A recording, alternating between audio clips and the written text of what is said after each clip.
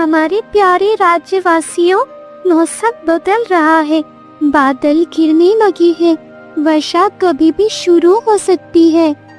और हमारे पास अभी पर्याप्त भोजन नहीं है जो पूरे बरसात हमें जीवित रख सके। अगर हम अभी नहीं चेते तो पछताना पड़ेगा। महाराज, महारानी, हम तैयार हैं। हमें बस आदेश दीजिए, हम जंगल जंगल खोज कर दाना दाना इकट्ठा करेंगे। हम अपने जीवन को दांव पर लगाएंगे और हमारे राज्य का भंडार भर देंगे। अगर बरसात शुरू हो गई और हमने कुछ जमा नहीं किया तो? नहीं, अब देर नहीं करनी, चलो काम पर लग जाओ। जितनी जल्दी हो सके उतना दाना इकट्ठा करना होगा। हर एक चींटी अगर रोज कुछ भी ले आए तो कुछ ही दिनों में भंडार भर जाएगा। मेरे वीरों, यह वक्त आराम का नहीं है, यह वक्त है एकता, मेहनत और समर्पण का। हमारा भविष्य हमारे साथ है। चलिए, इस बार भी हम मिलकर जीतेंगे जैसे हर बार जीतते हैं।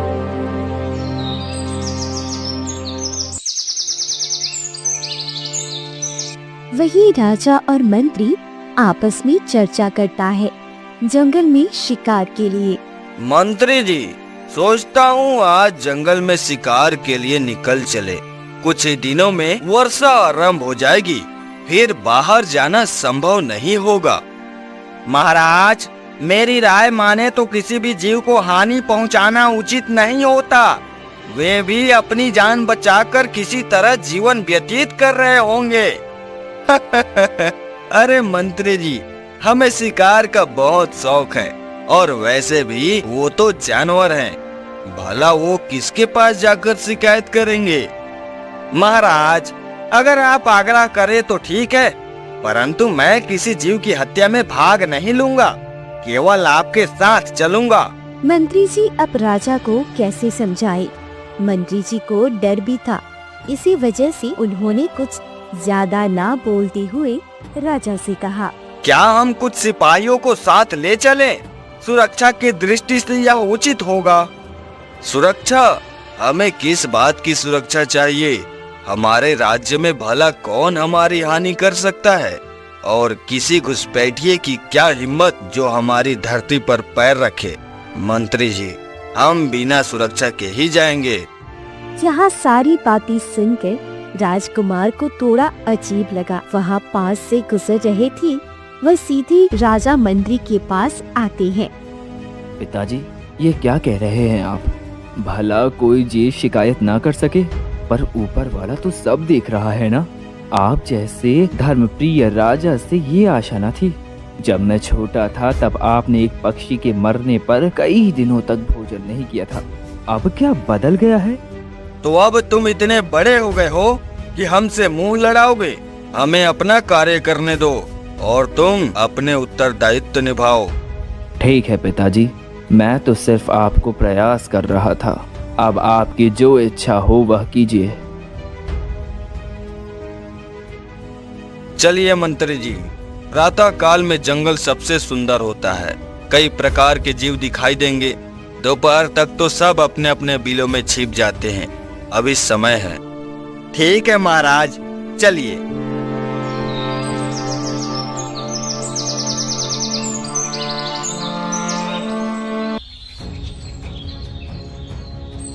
राजा और मंत्री जंगल में शिकार के लिए निकल पड़े। राजा और मंत्री जंगल में पेड़ों के बीच चल रहे थे। धनुष बाण थे, चेहरे पर थकान है, सूरज सिर पर चढ़ चुका है। मंत्री जी, यह क्या हो रहा है? सुबह से अब तक एक भी जीव नजर नहीं आया। ये जंगल तो हमेशा जीवों से भरा रहता था। महाराज, कभी कभी प्रकृति भी अपना निर्णय स्वयं लेती है। शायद आज जीव हमसे दूर रहना ही बेहतर समझ रहे हैं, पर यह असंभव है। मैं हर बार इसी जंगल में शिकार करता रहा हूँ। आज ऐसा सन्नाटा क्यों? कहते हैं ना महाराज, जब शिकार समझदार हो जाए तो शिकारी खाली हाथ लौटता है।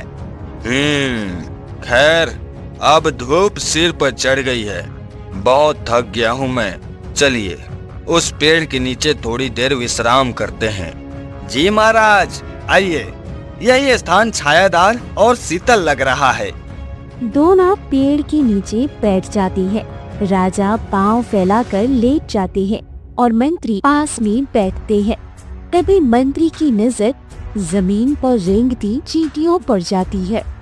महाराज क्षमा करें, पर देखिए वहाँ जमीन पर कुछ चींटियां हैं जो अनाज के दाने ला रही हैं। कहाँ हैं चींटियां? आने दो, हम उसमें क्या कर सकते हैं? महाराज लगता है यह स्थान उनका घर है, यही इनका बिल है और आप ठीक उनके रास्ते में बैठे हैं। वो बेचैन हो रही है, घर के अंदर नहीं जा पा रही है। तो अब आप मुझसे कहोगे कि मैं उन चींटियों के लिए अपना स्थान छोड़ दूं? नहीं महाराज, मैं बस निवेदन कर रहा हूँ। अगर आप थोड़े से इधर खिसक जाएं, तो वे अपने बिल तक पहुँच सकेंगी। मंत्री जी, आपका इतना दुस्साहस! आप मुझे आराम के समय उठने को कह रहे हैं। मैं तो यहीं विश्राम करूंगा और पूरी तरह थकान मिटने के बाद ही उठूंगा। ठीक है महाराज, जैसी आपकी इच्छा। सिपाही चींटी अपने साथी सिपाहियों और कुछ कामकाजी चींटियों के साथ खड़ी है। सभी के हाथ में अनाज के दाने हैं और बिल तक पहुंच नहीं पा रही। अरे साथियों, ये क्या हो रहा है? हमारा रास्ता किसने रोका है? कोई भारी भरकम जीव हमारे घर के सामने बैठा है। बिल का रास्ता पूरी तरह बंद हो गया है। लगता है कोई मनुष्य है, शायद कोई राजा, पर कोई भी हो, यहाँ हमारे रास्ते में बाधा बनकर बैठा है। तो अब हम क्या कर सकते हैं? अनाज भी सिर पर है और घर तक जा नहीं पा रहे। एक काम करते हैं, पहले उसे हमारी भाषा में एक संदेश देते हैं। संदेश? वो क्या समझेगा हमारी बात? पहले हम उसे भाले से वार करके देखते हैं। अगर नहीं समझा तो मजबूरी में हमें अपना तरीका आजमाना पड़ेगा। मतलब काट डाले? हाँ, हम उसे एक बार चुभन का एहसास दिला देंगे तो खुद ही रास्ता छोड़ देगा, पर पहले शांति से कोशिश करेंगे। सिपाही चींटी आगे बढ़ती है। अपनी नुकीली सूंड जैसी भाले से राजा की टांग पर वार करती है।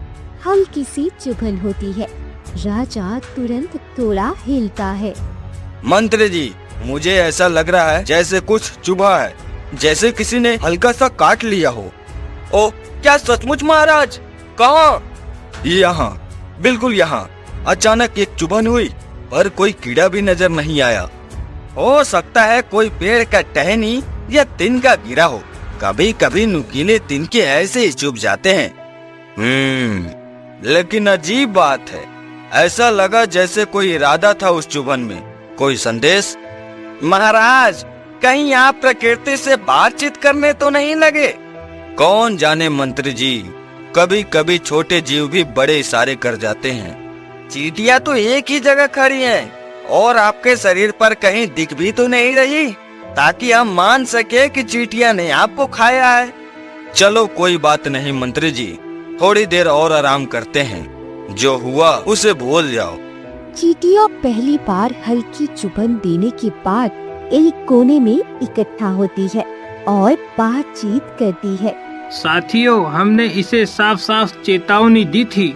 एक हल्की सी चुभन से हमने इसका ध्यान खींचा, लेकिन ये तो टस से मस नहीं हुआ। सही कहा, इसने थोड़ी हलचल जरूर की, पर रास्ता छोड़ने का नाम ही नहीं लिया।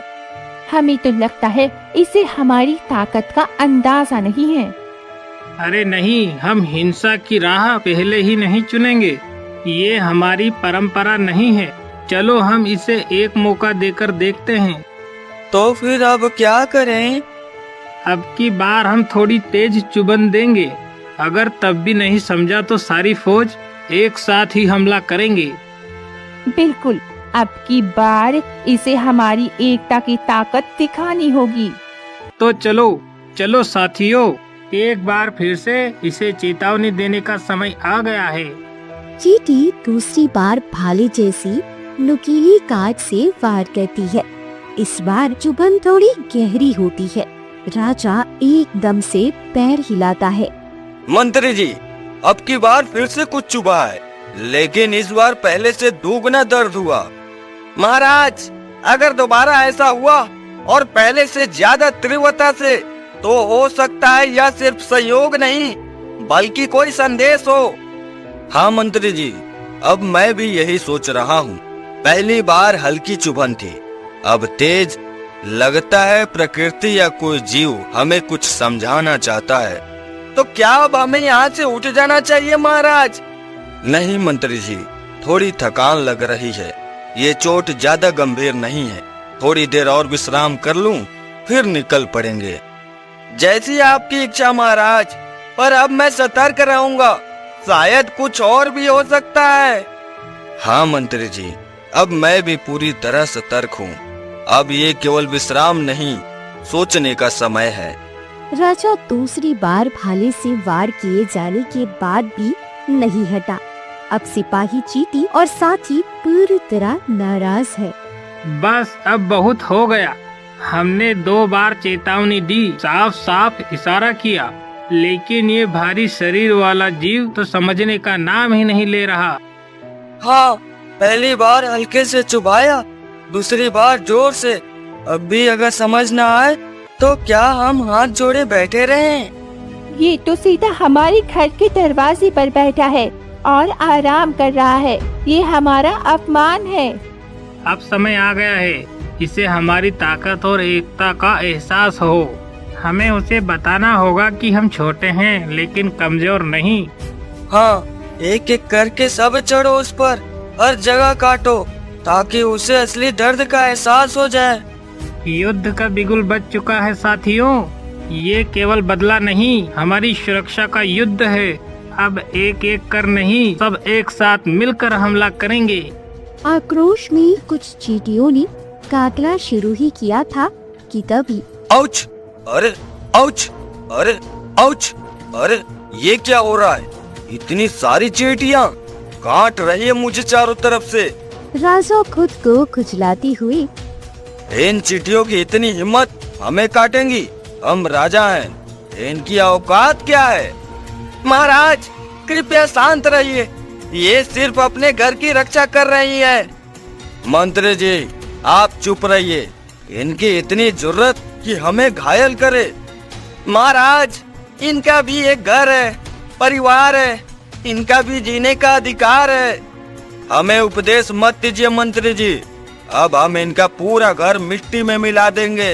राजा खुजलाते हुए उठा और चींटियों का घर बर्बाद कर दिया। लो, काटोगी अब? यही है तुम्हारा घर? अब कोई नहीं बचेगा तुम्हारे इस बिल में। महाराज, आप ये क्या कर रहे हैं? इतनी निर्दयता ये आपके स्वभाव में कभी नहीं थी। मंत्री जी, हमें अपना काम करने दीजिए। चलो अब यहाँ से निकलते हैं। राजा ने चींटियों का घर को पूरी तरह से तहस नहस कर दिया था।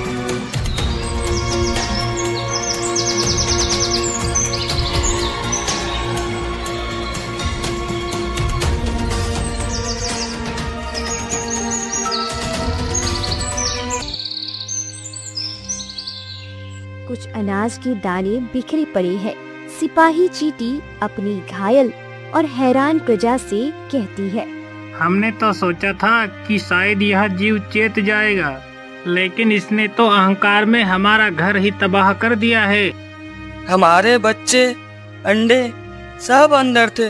हमारा घर, हमारी मेहनत सब खत्म कर दिया इस राजा ने। राजा अपने आप को समझता क्या है? बड़ा शरीर है तो क्या हुआ, दिल तो बिल्कुल छोटा है, पत्थर जैसा है। अब हम कहाँ जाएंगे? घर उजड़ गया है। डरो मत साथियों, मैंने देखा एक छोटा सा सुराग बचा है उस ओर, वहीं से हम अंदर जा सकते हैं। लेकिन क्या वहाँ से सब जा पाएंगे? हम चींटियां हैं, हम रास्ता नहीं ढूंढती, रास्ता बना लेती हैं। अब हमें यहाँ सब महाराज चींटी को भी बताना होगा। हाँ, अब हम शांत नहीं बैठेंगे, हमें न्याय चाहिए। तो चलो साथियों, पहले अपने बच्चों को सुरक्षित करें, फिर महाराज के पास चलेंगे और फिर ही तय होगा कि इस अहंकारी राजा के साथ क्या कदम उठाया जाए।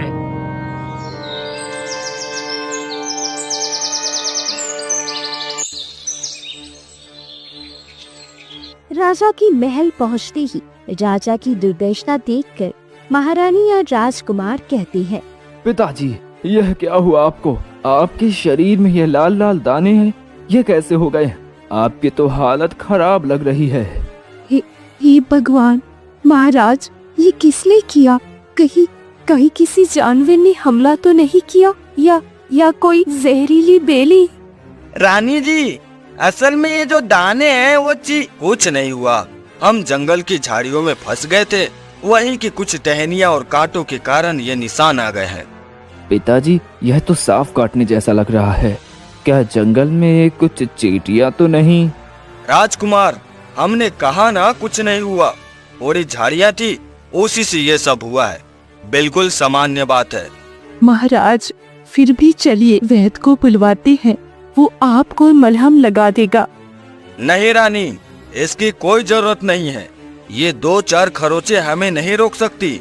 हमारे शरीर की अपनी प्रतिरोधक शक्ति है, सब ठीक हो जाएगा। माँ, मुझे तो कुछ और ही लगता है। मतलब पिताजी कुछ न कुछ शायद छुपा रहे हैं। हाँ, उनका चेहरा कुछ और कह रहा है, पर अभी चुप रहो बेटा, समय आने पर सब सामने आ ही जाएगा।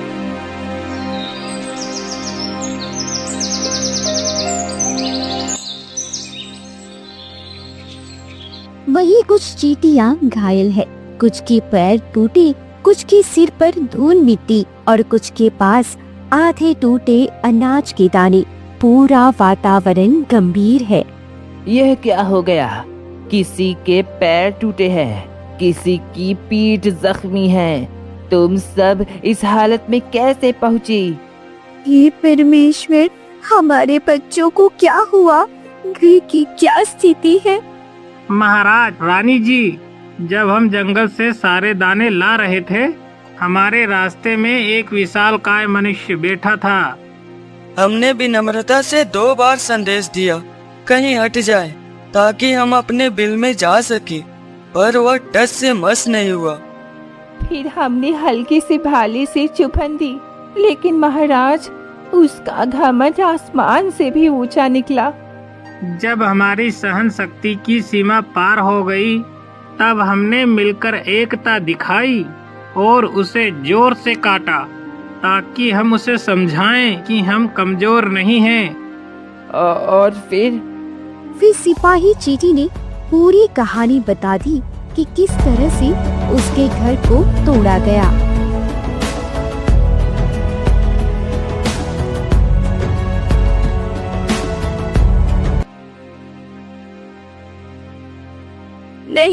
नहीं, ये कैसे हो सकता है? हम तो मेहनत करने वाली जाति है, हमने क्या बिगाड़ा था उसका? यह अन्याय है, यह अत्याचार है। यह घमंडी मनुष्य समझता है कि हम छोटे हैं तो कुछ नहीं कर सकते। हम चींटियां हैं, हम एक बार नहीं 100 बार घर बना सकते हैं, लेकिन इस अपमान को नहीं भूलेंगे। हमें जवाब देना होगा, बुद्धि से, एकता से। महाराज, हमें आदेश दीजिए, हम नई रणनीति अपनाएंगे और बताएंगे उस राजा को कि आकार नहीं, आत्मबल मायने रखता है। योजना इस प्रकार है कि राजा चींटी ने अपनी सभी प्रजा को पूरी योजना बताई।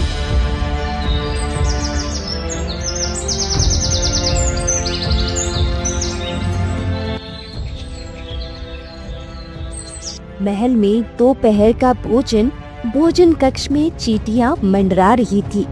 अब राजा को भूख लगने लगी है। तब वहाँ मंत्री जी आकर कहते हैं, मंत्री जी, भोजन तैयार क्यों नहीं हुआ अभी तक? आज इतनी देर कैसे हो गई? क्षमा कीजिए महाराज, लेकिन बेहतर होगा आप स्वयं चलकर देख ले। अरे, ऐसा क्या हो गया जो हमें खुद देखना पड़ेगा? महाराज, एक बार चलिए तो सही, आप देखकर ही समझ पाएंगे। ठीक है, चलिए देखते हैं क्या माजरा है। राजा और मंत्री भोजन कक्ष की ओर बढ़ते हैं। वहाँ का दृश्य देखकर राजा स्तब्ध रह जाते हैं।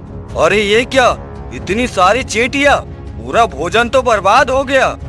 हाँ महाराज, इन्होंने तो भोजन को ऐसा खराब किया है कि अब खाने लायक कुछ भी नहीं बचा। यह तो पूरी तरह से नष्ट कर दिया। मुझे तो भूख के मारे चक्कर आने लगे हैं। महाराज, लगता है आज भोजन में कुछ ज्यादा मीठा पदार्थ डाला गया है। चींटियों को मीठा बहुत प्रिय होता है। सिपाही, जाओ बावर्ची को तुरंत बुलाओ। सिपाही दौड़ कर जाता है और बावर्ची को लेकर आता है।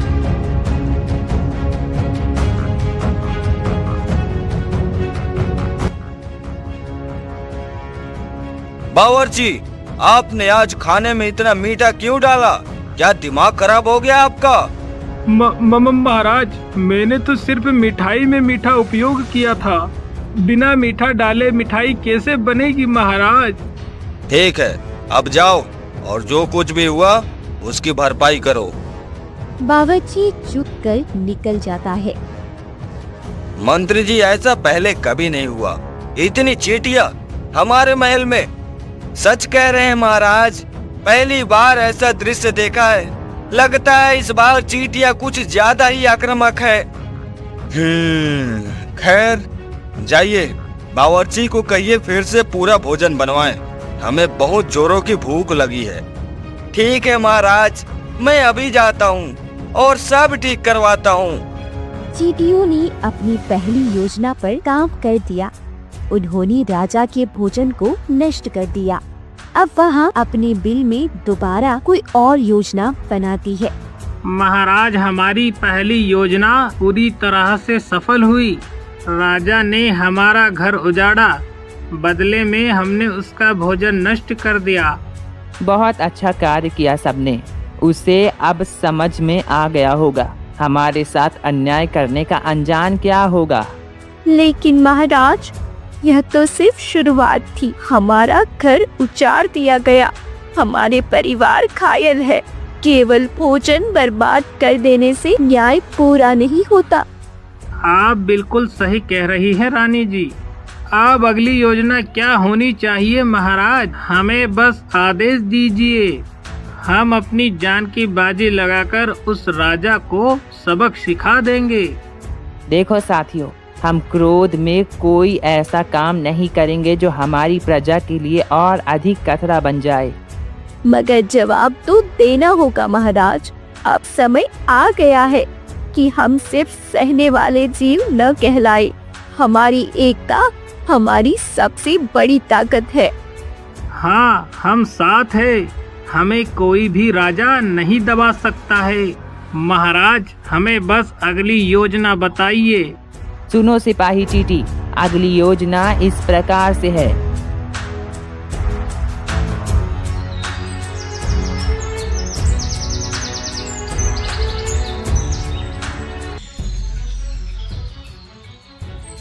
आधी रात को चींटियों का झुंड आता है।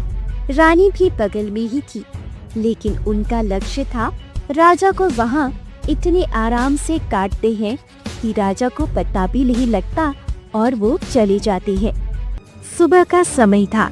रानी नींद से उठती है और राजा की ओर देखती है। हे भगवान, ये क्या हुआ महाराज को? उनका पूरा चेहरा, हाथ और पैर सब लाल दानों से भरे हुए हैं। महारानी, बहुत पीड़ा हो रही है। लगता है शरीर टूट रहा है। रुकिए महाराज, अगर दर्द ज्यादा है तो लेटी रहिए, मैं वैद्य को बुलवाती हूँ। महारानी, ये सब अचानक से हुआ। ना कुछ खाया गलत, ना ठंड लगी, ना कोई बीमारी का लक्षण। फिर ये दाने कहाँ से आ गए? रात में तो सब सामान्य था, फिर ये इतनी सारी लाल चकत्ते कैसी हो गए? कहीं किसी जहरीले कीड़े ने तो नहीं काट लिया? दरवाजा खुलता है। राजकुमार और मंत्री अंदर आते हैं। पिताजी, ये क्या हो गया? ये कैसी हालत बनाकर रखी है आपने? यह लाल लाल दाने, चेहरा सूजा हुआ, आपकी ये हालत कैसे हो गई? हे भगवान! महाराज, ये तो बहुत गंभीर लग रहा है। क्या किसी विषैले जीव ने हमला किया है? हम भी समझ नहीं पा रहे हैं मंत्री जी। रात को तो सब सामान्य था, सुबह उठे तो ये हाल। पिताजी, कल आप जंगल से लौटे थे, कहीं वहाँ कुछ हो गया हो? अरे यह बात करने का समय नहीं है, जल्दी से वैद्य को बुलाओ। महाराज का तुरंत उपचार करना होगा, नहीं तो और ज्यादा हालत बेकार हो जाएगी।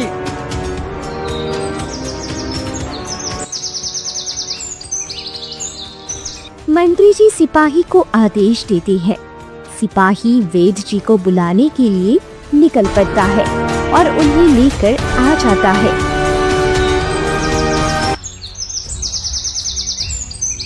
महाराज, यह आपके शरीर पर इतने सारे लाल दाने कैसे हो गए? यह सब रात भर में हुआ है क्या? हाँ वैद्य जी, रात को नींद में कुछ अजीब सा एहसास हुआ था, जैसे शरीर पर कुछ चल रहा हो, पर मैंने ध्यान नहीं दिया और अब देखिए। महाराज, ये सामान्य दाने नहीं हैं। दिखने में लग रहा है कि आपको चींटियों ने काटा है, और एक दो नहीं, ये तो 100-200 चींटियों के निशान लगते हैं। हे भगवान, इतनी सारी चींटियां एक साथ, वो तो महल में, लेकिन मैं भी तो बगल में ही थी, मुझे कोई नुकसान नहीं पहुंचाया चींटियों ने। मुझे तो लगता है पिताजी की आपसी चींटियों से कोई दुश्मनी है। अब क्या किया जाए वैद्य जी, ये जलन और दर्द असहनीय हो रहा है। महाराज, घबराइए नहीं, मैं अभी आपको ये जड़ी बूटियों वाला मलहम लगाता हूँ और कुछ दवा देकर जाऊंगा। तो कितना समय लगेगा ठीक होने में? कम से कम 1 सप्ताह हर रोज मलहम लगाना होगा, और आराम बहुत जरूरी है।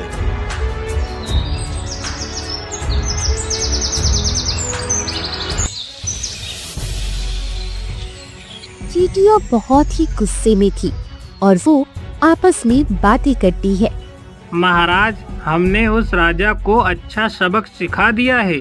अब अगली योजना क्या है? क्या हम उसके महल में दोबारा हमला करें? नहीं सिपाही, अभी कोई और कार्यवाही की जरूरत नहीं है। पर महाराज, वो तो हमारे घर को नष्ट कर गया, क्या हम उसे ऐसे ही छोड़ देंगे? सही कह रहे हैं महाराज, अब बदले की नहीं, निर्माण की घड़ी है। अभी हमारा सबसे बड़ा कार्य है घर को दोबारा खड़ा करना। अगर घर नहीं बना तो बारिश से हमारा क्या होगा? आप सही कह रहे हैं महाराज, अब हम सब मिलकर घर बनाएंगे। साथियों, भोजन का इंतजाम बाद में, पहले घर को मजबूत बनाना जरूरी है। 1 हफ्ते के अंदर हमें अपने नए घर को तैयार करना होगा और इस बार इतना मजबूत बनाना होगा कि कोई राजा उसे फिर कभी ना तोड़ पाए। चींटियां अपना घर बनाने में व्यस्त हो गई। ऐसे ही 1 हफ्ता हो गया। चींटियों ने घर बनाकर तैयार कर दिया। इधर राजा की तबीयत ठीक हुई, तब वह मंत्री से कहते हैं, मंत्री जी, लगता है ये चींटियां तो हमारे पीछे हाथ धोकर पड़ गई है। अब और चुप रहना सही नहीं होगा, हमें इनका कुछ न कुछ उपाय करना ही होगा। महाराज, मैं समझ रहा हूँ आपकी चिंता, लेकिन प्रश्न ये है कि हम करें तो क्या करें? अगर कोई शत्रु राज्य होता तो सेना बेचकर युद्ध कर लेते, पर ये तो चींटियां हैं महाराज। मंत्री जी, अब दया की नहीं, रक्षा की घड़ी है। हम कब तक इन चींटियों की दया पर जिएंगे? कल भोजन खराब किया, आज हमारे शरीर पर हमला, कल को हमारे सैन्य कक्ष तक पहुंच गई तो? राजा ने थोड़ा सोचा, फिर कहा, मंत्री जी, मेरे मन में एक तरकीब आई है। ऐसी तरकीब जिससे चींटियां महल में तो क्या, आसपास भी नहीं भटकेंगी। ऐसी कौन सी तरकीब है महाराज?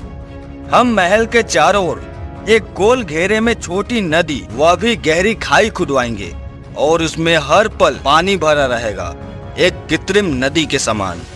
वाह महाराज, यह तो बड़ी सोच है, लेकिन अगर हमें महल से बाहर किसी कार्य के लिए जाना हो तो? उसका भी हल है मंत्री जी। हम एक ऐसा पुल बनवाएंगे जो नीचे ऊपर हो सके। जब हमें बाहर जाना हो तब उसे नीचे कर दिया जाए, बाकी समय वो ऊपर ही रहेगा ताकि चींटियां उसका प्रयोग न कर सके। महाराज, यह कार्य बहुत बड़ा है, इसमें भारी खर्च और समय दोनों लगेंगे। धन की फिक्र तुम मत करो मंत्री जी, काम में तेजी लाओ। जो भी मजदूर काम करे उन्हें 2 गुनी मजदूर दो, पर 3 दिन में ये काम पूरा हो जाना चाहिए। जैसी आज्ञा महाराज, मैं तुरंत इस कार्य का आरंभ करवाता हूँ। और सुनो मंत्री जी, इस कार्य की असली वजह किसी को नहीं बतानी है, विशेष रूप से राजकुमार को।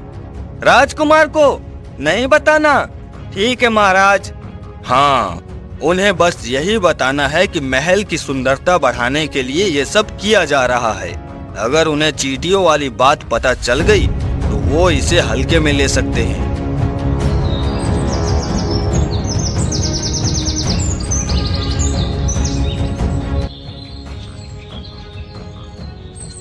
आखिर 3 दिन के समय के बाद राजा ने एक गोल नदी महल के चारों ओर बनवाई। उधर चींटियां अपना बदला पूरा करने के लिए फिर से बातें करती है। महाराज, अब तो उस घमंडी राजा की हालत फिर से ठीक हो चुकी होगी। वहाँ आराम से बैठा होगा जिससे कुछ हुआ ही नहीं। अब समय आ गया है कि उसे एक ऐसा सबक सिखाया जाए जिससे वहाँ जीवन भर ना भूल पाए। सही कहा सिपाही, उसने हमारा घर बर्बाद किया, हमें घायल किया। अब वह फिर से किसी जीव जंतु का घर बर्बाद करने का साहस न करे। ऐसा प्रहार करना होगा। आज हम अपना अंतिम लेकिन निर्णायक हमला करेंगे और इस बार हमारी रणनीति थोड़ी अलग होगी। कैसी रणनीति महाराज? हम 2 दल बनाएंगे। पहला दल हमारी उड़ने वाली चींटियां का क्या होगा, वह सीधा जाएंगी महल के ऊपर उड़कर और भीतर पहुंचेंगी और अंदर छिप जाएंगी। और दूसरा दल महाराज? दूसरा दल जमीन के रास्ते से जाएगा, धीरे धीरे चुपचाप छुपते छुपते। राजा जरूर अब कोई चाल चलेगा हमें रोकने के लिए, जैसे पानी से घेरा बनाना या फूल बनवाना, लेकिन हमारी उड़ने वाली चींटियां उस व्यवस्था को तोड़ देंगी। महाराज, हम जान की बाजी लगाकर भी ये कार्य पूरा करेंगे। हम अपने साथियों को चुन लेते हैं जो निडर, तेज और बुद्धिमान हो। और जैसे ही राजा दिखे उसी समय हमला शुरू होगा। इस बार सिर्फ काटना नहीं बल्कि उसे यह एहसास दिलाना है कि कमजोर दिखने वाले भी शक्तिशाली हो सकते हैं।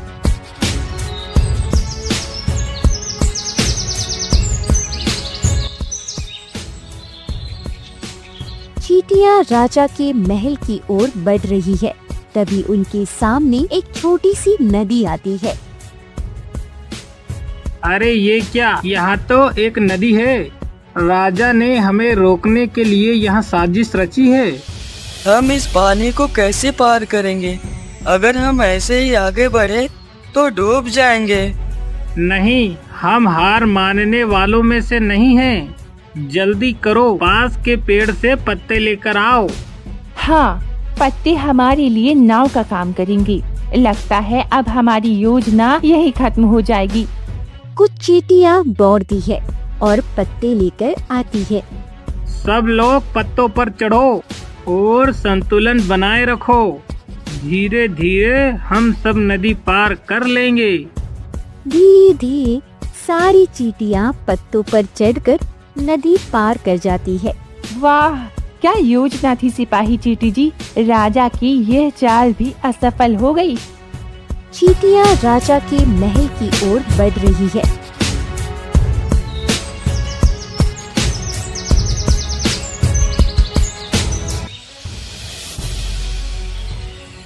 उड़ने वाली चींटियां धीरे धीरे राजा के ऊपर मंडराने लगती है। अचानक दर्जनों चींटियां राजा के ऊपर नीचे से टूट पड़ती है। राजा चीखने लगते हैं। आह, ये क्या हो रहा है? फिर से वही दर्द। चींटियां, अरे कोई बचाओ! सिपाही, मंत्री, कोई है क्या? राजा घास पर गिर पड़ते हैं, पीड़ा से तड़पते हैं। चींटियां एक एक करके उड़कर और दौड़कर भागने लगती है।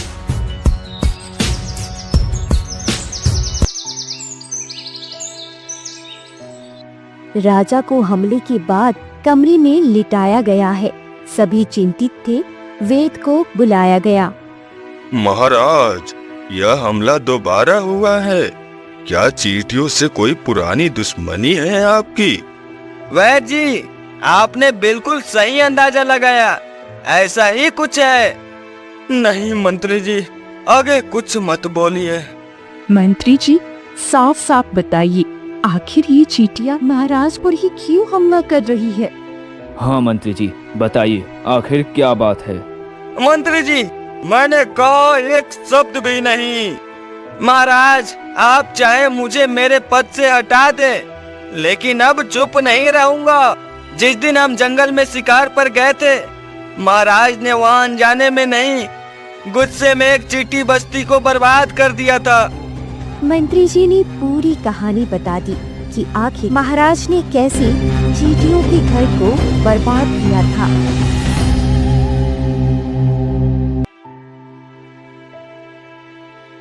महाराज, क्षमा कीजिए, लेकिन आपने बहुत बड़ी भूल की।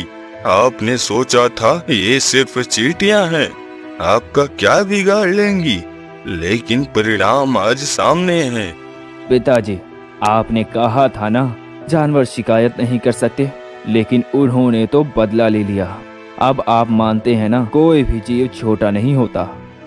महाराज, आपसे ये उम्मीद नहीं थी, आपने बहुत गलत किया। ऊपर वाला भी आपको शायद माफ ना करे। राजा की आंखों में आंसू आ जाते हैं। वह पछताते हुए कहते हैं, मैं जानता हूँ मुझसे बहुत बड़ी भूल हुई है। मैं अब अपना प्रायश्चित करना चाहता हूँ। मैं चींटियों के लिए एक नया सुंदर घर बनवाऊंगा, वहीं उसी जगह। सब लोग बड़ी ध्यान से राजा की बात सुन रहे थे। जितना समय उन्होंने घर बनाने में लगाया, उतना समय तो वे भोजन इकट्ठा नहीं कर पाए होंगे। इसलिए उनके लिए 2-3 बोरी अनाज रखवाऊंगा, ताकि बारिश में वे भूखे न रहे। तभी मुझे शांति मिलेगी। महाराज, आपने अपनी गलती स्वीकार की, यही सबसे बड़ी बात है। अब जो करना है वो कीजिए, लेकिन अभी आपकी हालत ठीक नहीं, इसलिए ये काम मंत्री जी और राजकुमार करेंगे। हाँ महाराज, हम यह काम पूरी निष्ठा से करेंगे। आप निश्चिंत रहे महाराज, हम खुद चींटियों के लिए घर बनाएंगे, अनाज देंगे और ध्यान रखेंगे कि आगे से किसी जीव को कभी कष्ट न पहुँचे। और इस बार हम सभी मिलकर एक सीख भी लेंगे, कोई भी जीव छोटा नहीं होता।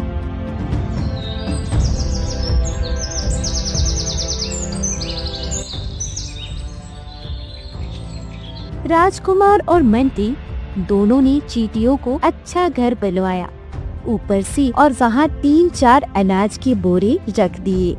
लगता है राजा को उसका सबक मिल गया, उसको अपनी गलती का एहसास हो गया है, तभी तो इसने अनाज अपने घर के सामने रख दिया।